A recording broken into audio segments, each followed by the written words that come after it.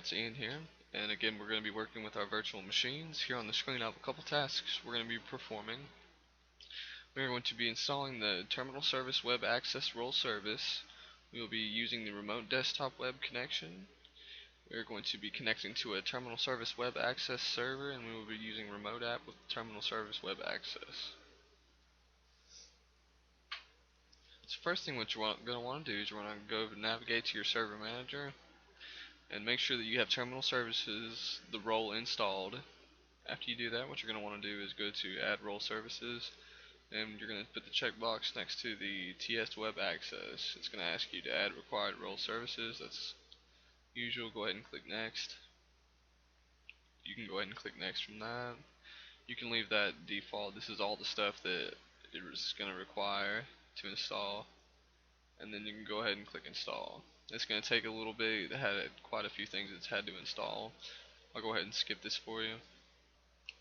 Alright, and it is done installing. Go ahead and click Close, and then you can exit out of the Server Manager web page.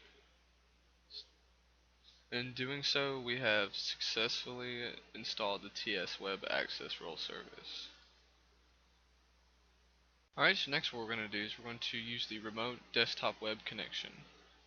So in order to do that, I have already gone on the 2020 partner server, and I have already done up to exercise 2. So what we're going to do now is we're going to open up Internet Explorer, and we're going to type in the URL of the terminal services on the server 01. In my case, it's going to be server01.contoso.com/ts. It's going to ask you for some credentials. Go ahead and type in your password. You click OK. Now it's going to show you the TS Web Access web page. Basically, we're going to open up the remote desktop. We are going to open up the options. Now here next to connect to, we're going to type in the fully qualified domain name, which in my case is server01.contoso.com. The size of the remote desktop client is going to be 800 by 600. We are going to make sure that there is no sound and that we are on the local area network connection. So we're going to go ahead and click connect. Just telling you that the client cannot be identified. Go ahead and click connect, and it's going to connect to the server01.contoso.com. Alright, and once it connects, it's going to show you the remote desktop of the server 01. Okay, you can go ahead and kind of close this out.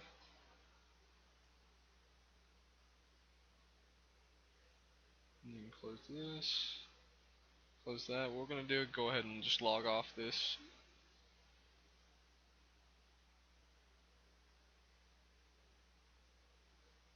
That was a little display of connecting to a terminal service web access server. Next, what we're going to be doing is we're going to be using the remote app with TS Web Access. Alright, so what we're going to do is we're going to click Start. We're going to open up the administrative tools, go to the terminal service, and then go to TS Remote App Manager. Okay, then we're going to look on the right scope, and we're going to open the terminal service settings.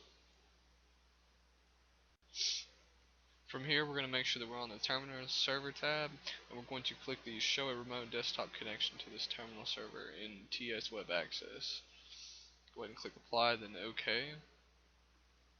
And in doing that, what it's going to do, it's going to allow us to connect to our terminal service via the Internet Explorer page.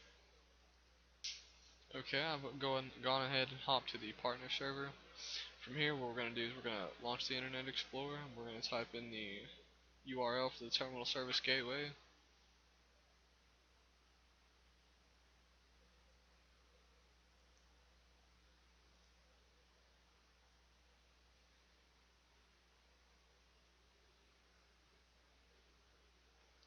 Supply some credentials to log in. And the difference you'll see here is there's an icon right here where it says remote desktop. This is because where we checked that checkbox earlier, what we're going to do is we're going to click that, and we're going to click connect, and we're going to give it credentials for server 01.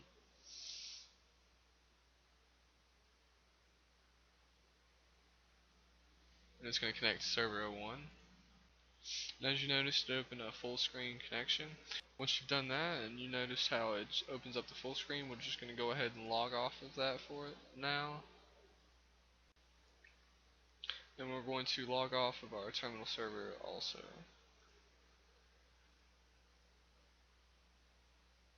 Now in doing this, we have connected to a TS Web Access server.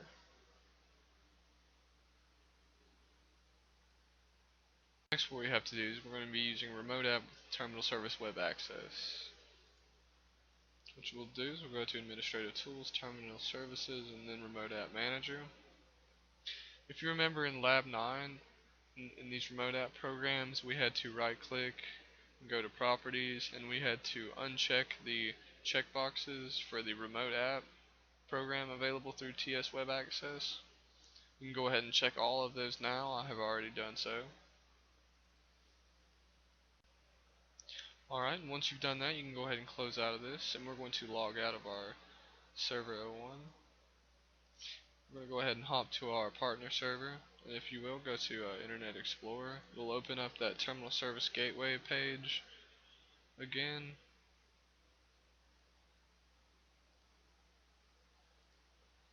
Go ahead and type in the information it's asking for. Click OK. And as you'll see how it's changed up here, we have all the programs that were listed in the Terminal Service Manager right here in the Terminal Service Web Access. Now let's try running one of these programs. Let's try to open up Calculator. We'll click Connect. It's going to take a second, but it will open up the calculator off the Server 01 page. And as you see here, it opened up the calculator. Let's go ahead and close that. Now we're going to open up the WordPad.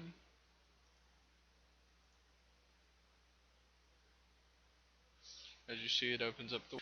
Now let's open up a regular WordPad. And let's try to see if we can distinguish any differences.